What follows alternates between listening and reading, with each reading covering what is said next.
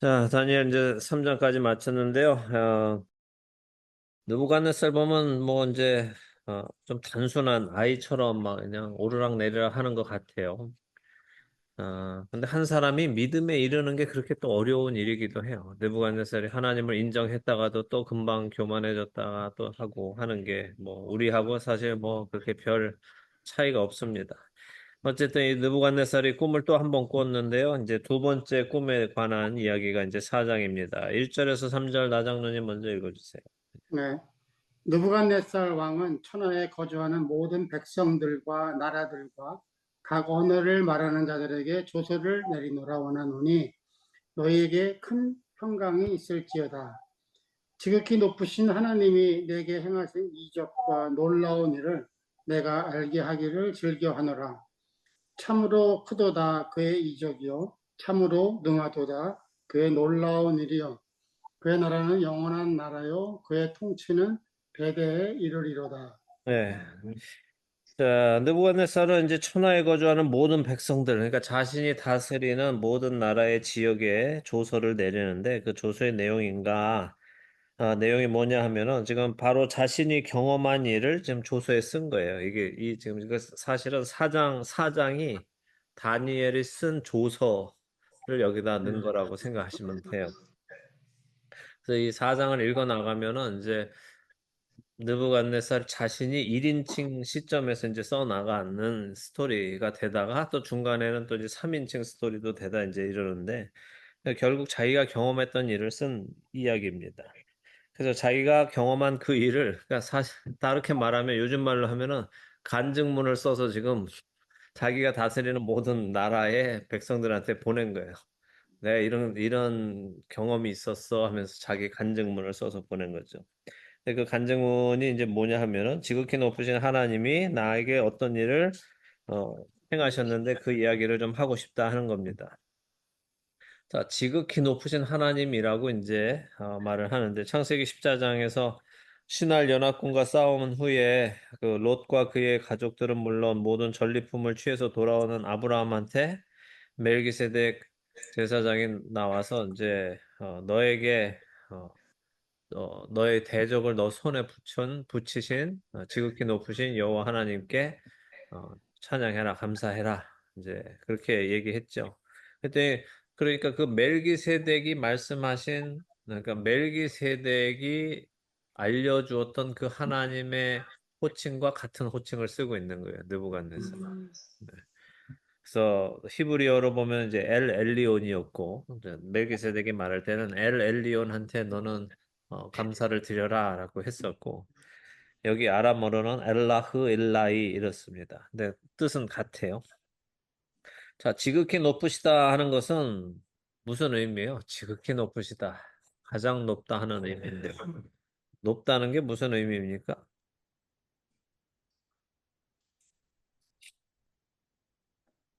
그 하나님보다 더 위대하신 분도 없고 네. 그보다 낮은 네. 그렇죠. 최고의 그러니까 지 맞아. 이분이 최고의 제일 지 높은 분이다. 제일 왕초다.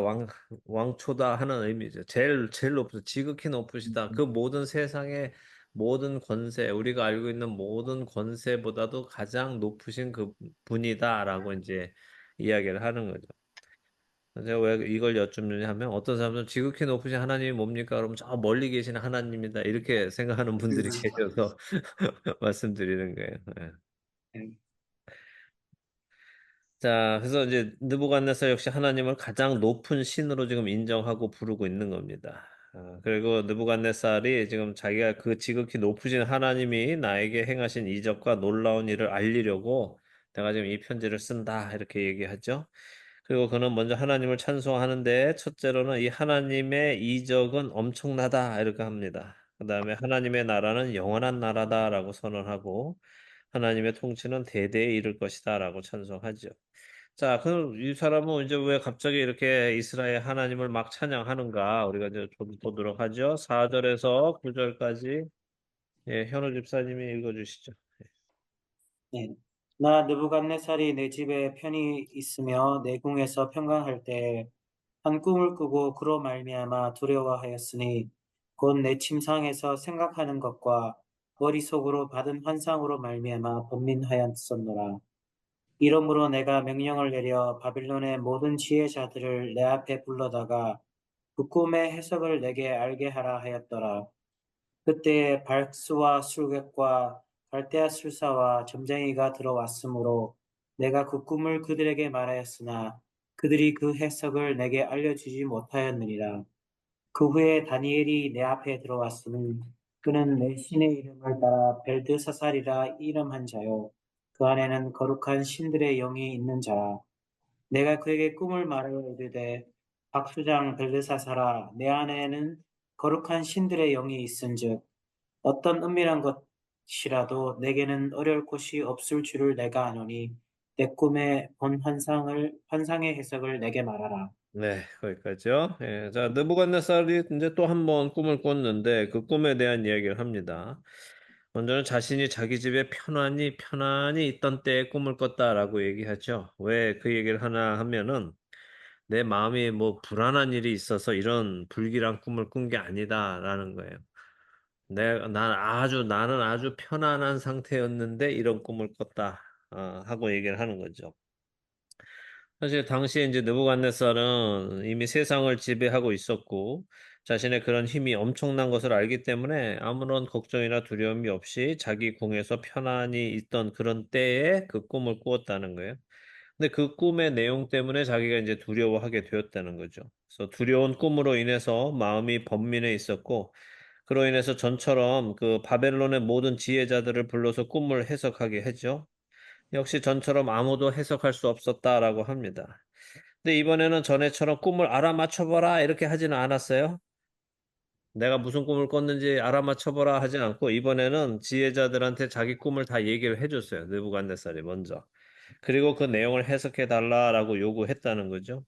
하지만 아무도 꿈을 알려줘도 못한다 하는 거예요. 전에는 꿈을 무슨 꿈을 꿨는지 알아맞혀 봐라 했는데 그것도 못했는데 그때는 "꿈을 말씀해 주셔야 우리가 그걸 해석해 드리죠." 이랬잖아요, 그 사람들이. 이번에는 꿈을 말해 줬는데 역시 못하더라 하는 거죠. 자, 그런데 저는 이런 생각이 들어요. 왜 느부갓네살은 다니엘한테 애초에 묻지 않았을까? 왜 다니엘은 이번에도 없었을까? 지난번 꿈을 아무도 맞추지 못했고 맞추지 못했으니 해석도 못 해 주었고 다니엘은 그가 꾼 꿈까지도 말을 해 줬고 그 꿈을 해석해 주었잖아요. 그렇다면 그 다니엘한테 이번에 꿈도 당연히 물어봐야 하는 게 아니겠어요? 근데 왜 느부갓네살은 다니엘한테 제일 먼저 묻지 않고 이 바벨의 지혜자들을 먼저 다 모아서 그들한테 물어보고 했는데 아무도 못하니까 그 후에 다니엘이 오게 했느냐 하는 거죠. 어떻게 생각하세요? 아, 아직 자기 왕이 믿고 있는 신한테 미련이 남아서 신을 아직 그죠? 자기 아직도 바벨의 어, 자기 자기 자기의 자기 나라 사람들 그 지혜자들을 아직도 믿고 있는 그게 조금 있죠. 예. 그러니까 뭐 명확히 할 수는 없지만 추측해 보기로는 지금 느부갓네살의 신앙의 문제일 것 같아요. 전에도 말씀드렸듯이 느부갓네살이 좀 어린애 같은 구석이 있는데 막 우울했다가 또 금세 행복했다 하나님을 찬양했다가 또 하나님을 잊어버렸다가 이제 하는 것을 보는데 자, 2장 끝에 다니엘이 금신상 꿈을 해석해 주었을 때 그는 너희 하나님은 참으로 모든 신들의 신이요 모든 왕의 주제시로다 이렇게 2장 끝에서 이 얘기를 했어요. 자, 그런데 어 다니엘이 느부갓네살의 권세를 그때 하나님께서 왕께 주신 겁니다라고 분명히 말했고 그 후에 다른 나라 또 다른 왕들이 일어날 것입니다라고 분명히 해석을 해줬죠. 근데 3장에 가서는 자신이 금신상을 세우고 자신의 왕권이 영원하기를 바랬어요.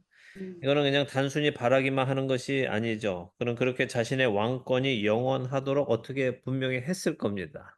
그러니까 정치를 그렇게 해 나가기 시작했겠죠. 그러니까 내 나라가 영원했으면 좋겠어. 이렇게 바라고만 있는 게 아니라 내 나라가 영원하기를 원한다면 어떻게 할까요? 분명히 주변에 이제 강력한 정치를 해서 주변에 자기의 힘, 자기의 왕권을 위협할 만한 요소들이 있으면 다 미리미리 다 밟아주고 했었을 거예요. 그리고 모든 자들이 자신의 그 금신상에 절하게 했죠. 근데 세 친구는 절하지 않았어요. 그리고 그때 그 친구들에게 느부갓네살은 능히 너희를 내 손에서 건져낼 신이 누구냐라고 이제 교만한 생각을 했는데 세 친구들이 풀무불에서 무사히 나오자 또 어떻게 해요? 아, 지극히 높으신 하나님의 종 사드락 메삭 아벳느고야 나와라 하면서 그들의 하나님을 찬송하고 또 온 나라의 조서를 내려서 어떻게 했어요? 이 이 사람들의 하나님에 대해서 경솔히 말하는 자가 있으면 몸을 쪼개고 그 집을 아주 거름터로 만들겠다. 이렇게 으름장을 놓으면서 이런 신은 없다라고 얘기했어요. 근데 바로 다음 장인 4장에 와서 느부갓네살은 자신이 꾼 꿈에 대해서 다니엘을 가장 먼저 찾지 않고 자신의 지혜자들인 그 바벨론의 지혜자들을 찾았습니다. 자, 이 사건들을 자세히 보면 느부갓네살은 지금까지 하나님을 찬양하기는 했지만 하나님을 자신의 하나님으로 받아들이지는 않은 것을 볼 수 있죠. 그는 다니엘의 하나님이라고 칭했고 사드락과 메삭과 아벳느고의 하나님이라고 칭했지만 자신이 그 하나님을 믿겠다거나 내가 그 하나님을 이제부터 섬기겠다거나 하는 적은 없어요. 그냥 사람들한테 그 하나님에 대해서 함부로 말하지 마. 함부로 말하면 내가 그냥 다 죽여버릴 거야. 이렇게 말을 했지만 자기가 이제부터 그 하나님을 섬기겠다. 이렇게 말한 적은 없다는 거죠. 자, 그렇다면 느부갓네살은 여전히 자신의 신, 곧 그 바벨론의 신인 벨이라는 신을 섬기고 있었고 그 신한테 의존하고 있었다라고 우리는 볼 수 있는 거예요. 그러니까 이번에 꿈을 꾸고 꿈이 이상하니까 그 꿈을 알고 싶지만 다니엘한테 묻지는 않고 바벨론의 지혜자들을 불러서 해석 좀 해봐라. 매번 저 유대인들을 도움 받지 말고 너희들이 좀 해봐라라고 하지 않았을까 싶어요. 근데 그들이 해석을 못하니까 결국 또 다니엘한테 부탁할 수밖에 없게 된 거죠. 이런 이유로 느부갓네살은 8절에 그 후에 다니엘이 내 앞에 들어왔는데 그는 내 신의 이름을 따라 벨드사살이라 이름한 사람이다 하면서 어떻게 해요? 네, 자기 신의 이름으로 지어준 사람이다라는 것을 좀 강조한단 말이죠. 그러니까 그 말 속 안에서 자기가 여전히 자기는 바벨론의 벨 신을 섬기고 있었고 그 벨 신의 이름을 따서 준 다니엘 벨드사살한테 우리가 이제 물어봤다. 그래도 우리는 여전히 벨 신을 더 믿고 있었다라는 것을 이야기하는 거죠. 근데 이제 느부갓네살의 말에서 우리는 느부갓네살이 다니엘의 하나님을 인정하지 않고 있었다는 걸 이제 볼 수 있는 거죠. 그러니까 먼저는 자신이 그의 이름을 신의 이름을 따라서 지어 주었다 하고 둘째는 다니엘 안에 거룩한 신들의 영이 있었다 이렇게 말하죠. 그러니까 여러 신들이 있었다라고 이야기하는 거란 말이에요. 다니엘 안에 한 분 하나님이 아니라 유일하신 여호와 하나님의 영이 있었다라고 말하는 게 아니라 여러 거룩한 신들이 있었다 이렇게 얘기하는 거죠. 그러니까 복합적으로 여러 신들이 있었다. 다니엘 안에는 신들이 많이 있었다. 이런 식으로 자기가 생각하고 있었다는 거예요. 느부갓네살이. 사실 이 사장에서 느부갓네살은 결국 끝에 가면은 하나님을 인정하게 됩니다. 그리고 하나님을 경배하고 하나님을 자신의 왕으로 칭하게 돼요. 오늘은 우리가 그걸 보지 않겠지만 사장 끝에 가면 이제 그렇게 됩니다. 그런 면에서 볼 때 이 사장이 느부갓네살의 간증문이라는 거예요. 내가 원래 이랬었는데 하나님을 여전히 인정하지 않았는데 하나님이란 신이 있다는 것을 인정은 했지만 그 하나님이 나의 하나님이 되지는 않았는데 나의 왕이 되시지는 않았는데 결국에는 그분이 나의 왕이 되셨다라는 이야기를 이제 4장에서 하는 거죠. 그래서 자신이 어떻게 변해 갔는지를 지금 쓰고 있는 거예요. 이런 이유로 느부갓네살은 다니엘을 좀 무시하고 있었고 멀리하고 있었지만 결국 다니엘 말고는 다시 말해서 다니엘의 신인 하나님 외에는 이 문제를 해결할 신이 없다는 것을 알게 된 거죠.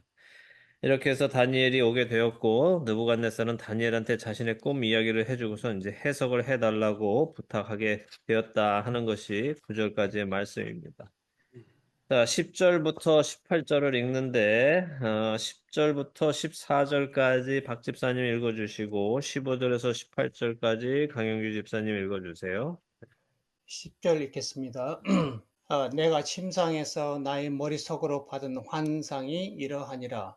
내가 본즉 땅의 중앙에 한 나무가 있는 것을 보았는데 높이가 높더니 그 나무가 자라서 견고하여지고 그 높이는 하늘에 닿았으니 그 모양이 땅 끝에서도 보이겠고 그 잎사귀는 아름답고 그 열매는 많아서 만민의 먹을 것이 될 만하고 들짐승이 그 그늘에 있으며 공중에 나는 새는 그 가지에 깃들이고 육체를 가진 모든 것이 거기에서 먹을 것을 얻더라. 내가 침상에서 머릿속으로 받은 환상 가운데 또 본즉 한 순찰자 한 거룩한 자가 하늘에서 내려왔는데 그가 소리질러 이처럼 이르기를 그 나무를 베고 그 가지를 자르고 그 잎사귀를 떨고 그 열매를 해치고 이 짐승들을 그 아래에서 떠나게 하고 새들을 그 가지에서 쫓아내라. 그러나 그 뿌리의 그루터기를 땅에 남겨두고 새와 노줄로 동이고 그것을 들풀 가운데 두어라. 그것이 하늘 이슬에 젖고 땅의 풀 가운데서 짐승과 더불어 제 몫을 얻으리라. 또 마음은 변하여 사람의 마음 같지 아니하고 짐승의 마음을 받아 7대를 지나리라. 이는 순찰자들의 명령대로요 거룩한 자들의 말대로이니 지극히 높으신 이가 사람의 나라를 다스리시며 자기의 뜻대로 그것을 누구에게든지 주시며 또 지극히 천한 자를 그 위에 세우시는 줄을 사람들이 알게 하려 함이라 하였느니라. 나 느부갓네살 왕이 이 꿈을 꾸었나니 너 베드사사라 그 해석을 밝히 말하라. 내 나라 모든 지혜자가 능히 내게 그 해석을 알게 하지 못하였으나 오직 너는 능히 하리니 이는 거룩한 신들의 영이 내 안에 있습니다. 네. 느부갓네살은 자신의 꿈 이야기를 하기 시작하는데 어땠어요? 꿈에 땅의 중앙에라고 돼 있는데 원어적으로 보면 지구 중앙이에요, 지구. 그러니까 지구, 우리가 살고 있는 이 지구 가운데에 나무가 하나 있는 걸 봤는데 이 나무가 높아서 얼마나 높은가 하면 하늘에 닿을 정도로 높았다는 거예요. 그래서 땅 저 끝에서도 보일 만큼 높은 거죠. 그 모든 산보다도 더 높은 그런 나무가 서 있다는 거예요. 하늘까지 닿을 정도로. 근데 그냥 높기만 한 게 아니라 아주 견고했다는 거죠. 튼튼했다는 거죠. 이 나무의 잎사귀는 아름답고 열매도 많아서 모든 사람이 먹을 만하고 짐승과 새들은 물론 모든 육체 가진 것이 다 그 나무 아래에서 먹고 살 정도였다 하는 거예요. 그러니까 이 나무가 모든 생명을 줄 만큼 그렇게 아주 이 나무 밑으로 모든 생명이 다 모여들었다 하는 겁니다. 한 거룩한 순찰자가 순찰을 도는 뭐 점검하는 그런 존재이죠. 그 존재가 거룩한 존재가 느부갓네살 그 순찰자가 이렇게 내려오는데 거룩한 자라는 것을 느부갓네살은 꿈에서 보고도 딱 한 번에 알 수 있었단 말이에요. 이건 그냥 보통 인물이 아니고 거룩한 하늘에서 오는 거룩한 자다 하는 것을 이제 보고서 알았다는 거죠. 그런데 그 존재가 자신을 향해 큰 소리를 치며 말을 하는데 뭐라고 하는가 하면 그 보기 좋던 나무를 베고 그 가지도 자르고 잎사귀도 떨고 열매도 해쳐서 그 나무 아래서 먹을 것을 얻어먹고 살던 모든 짐승을 다 떠나가게 하고 새들도 가지에서 쫓아내라고 했다는 거예요. 자, 그런데도 그렇게 다 잘라내고 쫓아내고 하는 것을 끝내는 것은 아니고 구루토기는 남겨놓으라고 했어요. 자, 구루토기를 남겨놓는 것은 무슨 의미일까요? 생명을 완전히 멸하는 건 아니고 다시 살아. 그렇죠. 네. 뿌리는 남겨둔다는 거예요. 뿌리는. 그렇죠? 뿌리는 남겨둔다는 건 다시 살아날 수 있게 한다는 거죠. 그죠?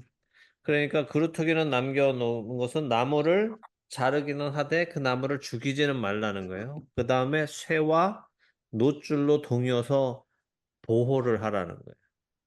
그렇게 잘라놓지만 쇠와 노줄로 단단하게 보호를 해준다는 거죠. 그렇지만 보호는 하지만 그것을 들풀 가운데 두어서 하늘 이슬에 젓고 자, 하늘 이슬에 젓는 건 무슨 말이죠? 물을 먹어야 사니까. 물을 먹어야 사니까 그죠?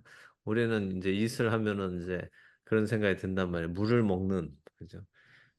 근데 이 말은 하늘 이슬에 젓고 이거는 밖에서 자고 그 말이란 말이에요. 그죠? 들판에 밖에서, 예, 그게 들판에서 잔다는 거예요. 그래서 이슬은 아침에 새벽에 이제 생기니까, 음. 그러니까 들판에서 그냥 잠자고 이런 말입니다.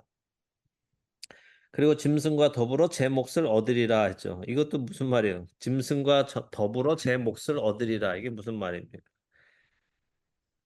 짐승처럼 먹고 살게 된다는 얘기죠. 그렇죠. 예. 그러니까 좀 번역이 좀 이상해요. 제 몫을 얻으리라. 그러니까 짐승과 더불어 제 몫을 뭐 하나 어디서 몫을 받는다. 그게 아니라 짐승처럼 역임을 받을 것이다. 이 말이란 말이죠.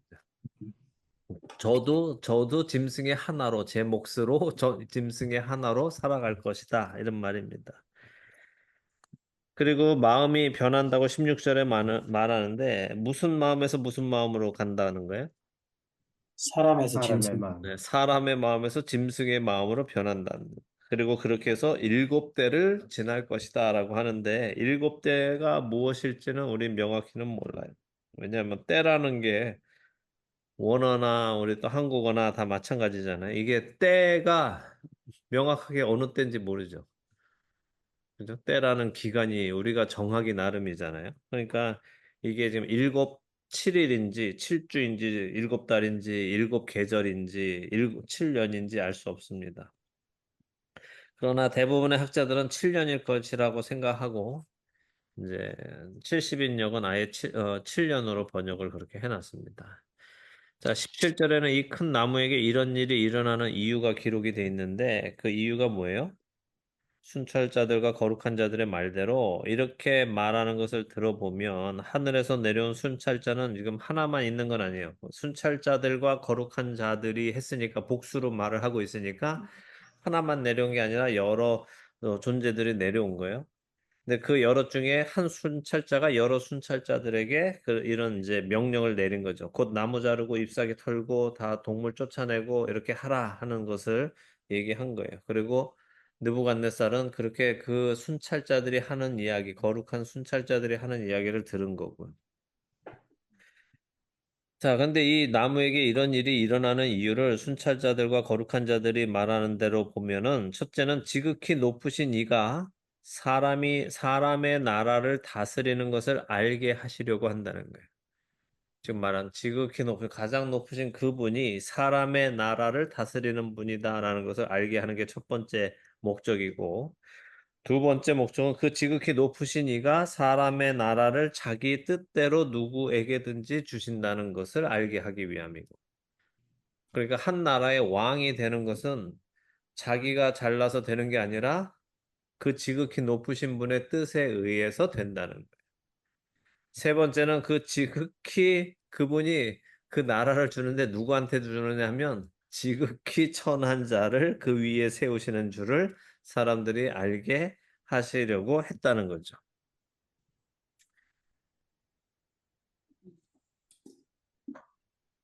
자, 우리는 보통 높은 자리에 올라가려면 어떤 사람들이 올라간다고 생각해요?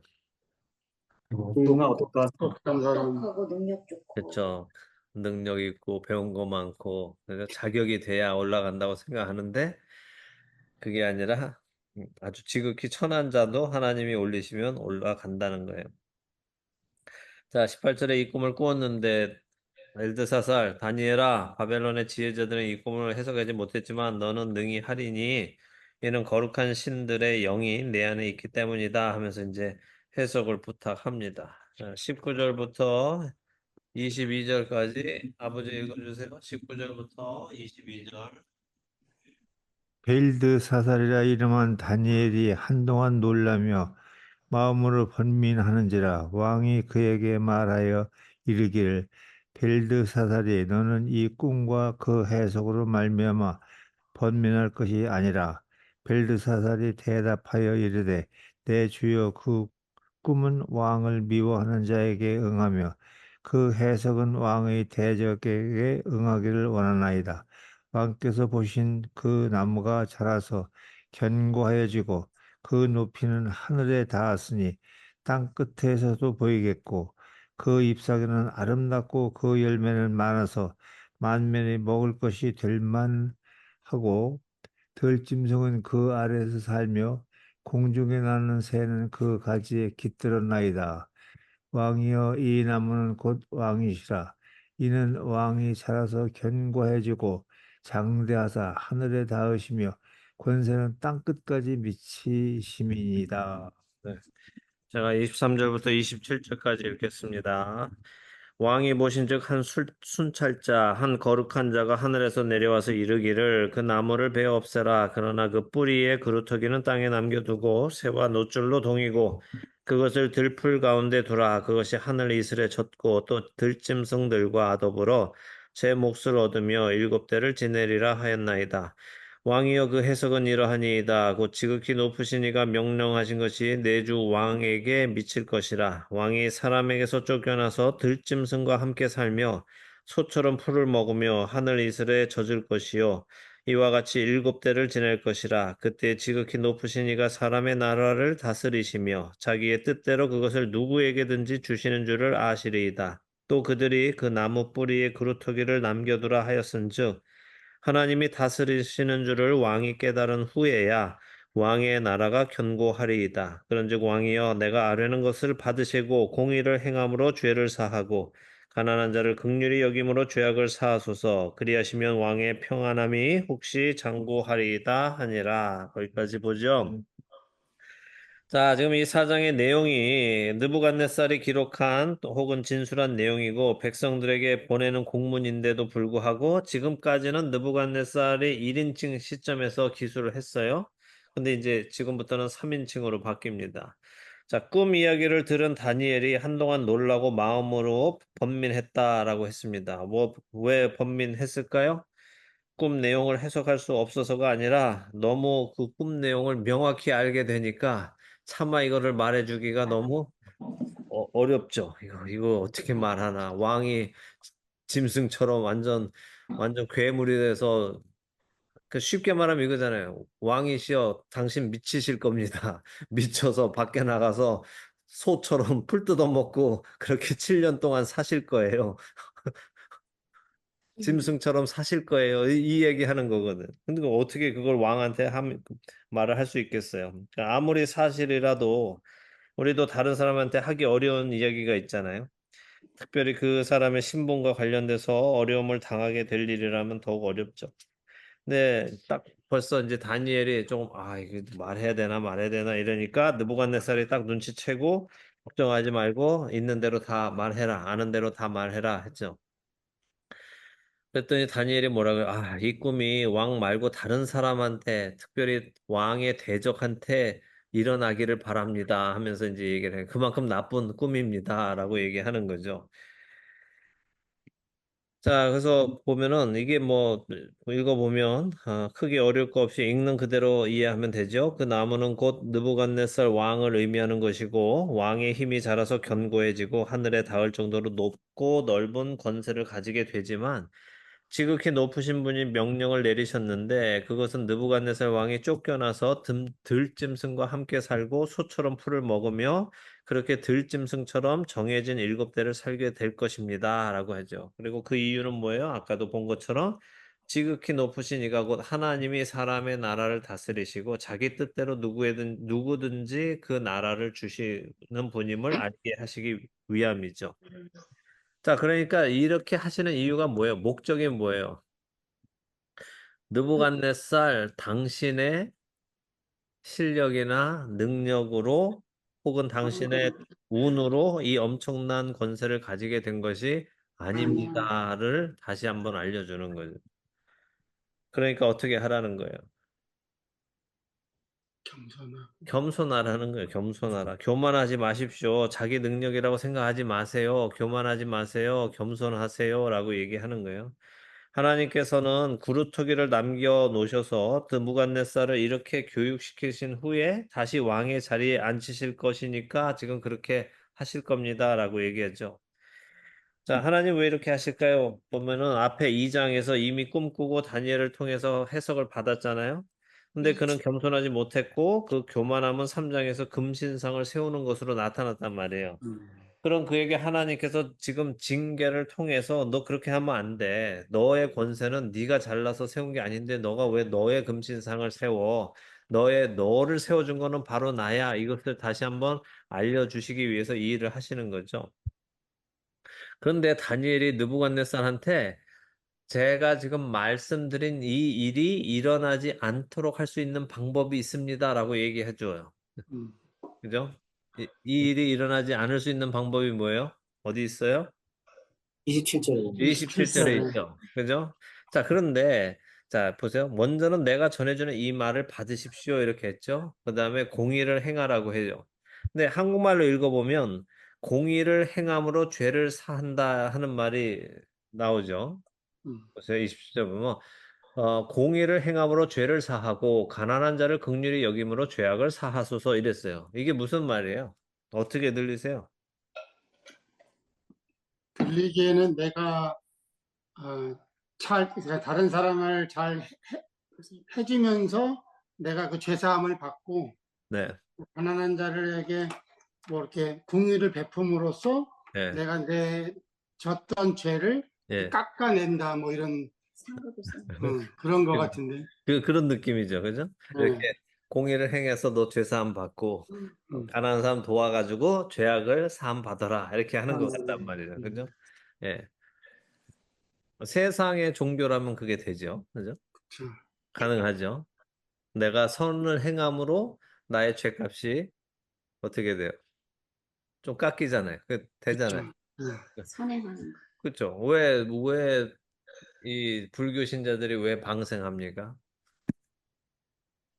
자기 죄 깎기 위해서 뭐 생명을 살려줌으로 자기 이제 생명을 살려주는 이유가 자기들이 그동안 잡아먹은 것도 있고 하니까 이제 그걸 그렇게 이분 만들기 끔찍 위해서 이분 돈으로 만들기 위해서 뭐 살생하지 말라고 부처가 얘기했는데 그래도 많이 잡아먹었으니까 또 생명을 한편으로는 또 이렇게 살려서 방생을 해줌으로 인하여 이제 내가 많이 잡아먹은 거에 대해서 이제 어느 정도 빚을 갚는 거죠.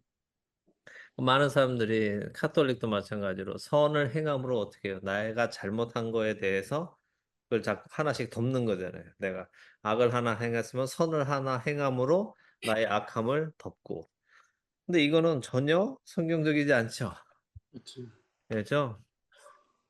우리 하나님은 그런 식으로 우리를 재판해 주시지 않죠. 이거는 기본적으로만 생각해도 마찬가지잖아요. 우리가 어, 만약에 의사가 아무리 많은 환자를 살렸다 하더라도, 그가 아무리 많은 환자를 살렸다고 해서 그 사람이 밖에 나가서 누구를 살인했는데, 아, 재판장이, 그래도 그동안 살린 사람이 많으니까 이번 죽인 거는 저희가 봐드리겠습니다. 이렇게 말은 안 할 거 아니냐고요. 그죠? 아무리 뭐 1,000명을 살리고 10,000명을 살렸어도 한 명을 죽인 거에 대해서는 죽인 값을 치러야 하는 게 정의고 공의죠. 그래서 이 번역은 사실 좋지 않은 번역이에요. 여기 사하다라는 이 표현은 아람어 페루쿠라는 건데 이거는 파괴하다, 찢어버리다 하는 그런 의미예요. 그러니까 올바른 번역은 이렇게 해야 돼요. 왕이시여 내가 드리는 말씀을 받으시고 죄와 단절하시고 공의를 행하는 사람이 되십시오. 음, 죄악들을 버리시고 가난한 자를 긍휼히 여기는 사람이 되십시오. 이렇게 말하는. 음, 그러니까 죄를 끊어내십시오. 이 말을 하는 거예요. 음, 죄를 사하시고가 아니라 죄를 끊어내십시오. 그리고 공의로운 사람, 가난한 사람을 돕는 사람이 되십시오. 이렇게 말하는 거죠. 이거는 성경적이에요, 아니에요? 성경적이죠. 성경적이죠. 이게 네. 하나님의 성품과 맞잖아요. 그죠? 그러니까 결국 지금 다니엘이 느부갓네살에게 하는 말은 죄에서 떠나십시오 하는 거죠. 그러니까 느부갓네살이 죄를 계속 짓고 있으니까 회개하고 정신 차리시고 정의롭게 사세요. 하나님이 당신에게 이렇게 큰 나라 권세를 주신 것은 하나님 대신해서 당신 밑에서 이렇게 많은 생명 있는 자들이 먹고 살 수 있게끔 하게 하시기 위해서 주신 건데 그것을 자기 자신의 유익을 위해서 자기 자신의 권세를 쌓는데 이렇게 사용하고 계시면 안 됩니다라고 얘기하고 있는 거예요. 음, 자, 근데 재밌는 게 또 뭐예요? 그렇게 회개하면 당신의 평안함이 장구할 것입니다라고 확실하게 말해요? 혹시 뭐라고 돼 있어요? 혹시 그래서 그렇게 하시면 당신의 평안함이 장구하실 것입니다. 이렇게 말 안 하고 평안함이 혹시 장구하리이다. 이렇게 말한단 말이죠. 그 왜 그래요? 이미 정해져 있어. 결정권이 하나님께 달렸으니까 그런 거 아니에요? 그렇죠. 예. 그러니까 이 지금 다니엘이 해주는 이 서제스처는 하나님께로부터 온 서제스처는 아니라는 거예요. 이렇게 해서 돌아가라 하는 건 아니에요. 그런데 다니엘이 알고 있는 하나님의 성품에 의하면 이렇게 하시면 아마도 용서하실 거예요. 내가 아는 하나님이라면 당신이 이렇게 자신의 죄를 깨닫고 회개하고 돌이켜서 공의로운 삶을 살면 하나님께서는 당신에게 내리려 했던 그 재앙을 돌이키시는 분입니다라고 하는 거죠. 그죠? 니느웨가 회개하니까 하나님이 재앙을 돌이키신 것처럼 그런 분이라는 것을 다니엘이 알고 있으니까 그렇게 말하는 거예요. 그래서 당신이 내 말대로만 한다면 아마도 당신의 평안함이 오래 갈 것입니다라고 말하는 겁니다. 다시 말해 하나님께서 그렇게 말해 주신 것은 아니지만 내가 아는 하나님은 분명 그렇게 하실 분이니까 그렇게 해보세요라고 하는 거죠. 자, 느부갓네살은 다니엘의 말을 들을까요? 안 됐겠죠. 다음 주에 보도록 하겠습니다. 우리가 지금 나중에 이렇게 네.